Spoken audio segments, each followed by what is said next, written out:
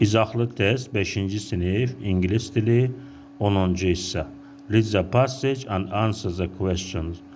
Mətni oxuyun və suallara cavab verin.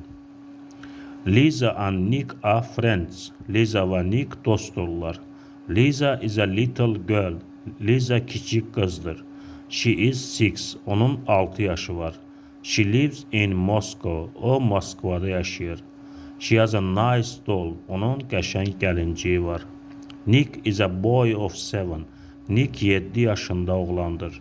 He has a toy car. Onun oyuncaq maşını var.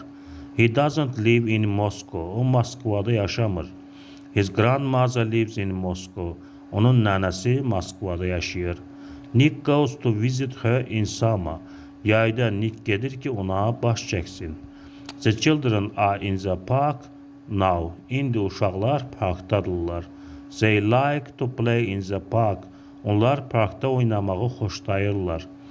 They play different games in the park. Onlar parkda müxtəlif oyunlar oynayırlar. Və mətnə uyğun suallar var.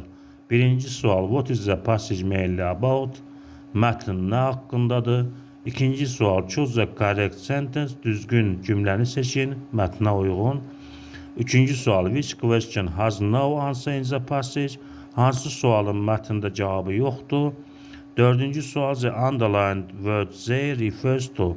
Altından xətt çəkilmiş they sözü hansı sözü əvəz edir? Bu 4 sualın cavabını kommentdə, şərtlərdə yazın. Kanala abunə olmağı və bəyənməyi unutmayın.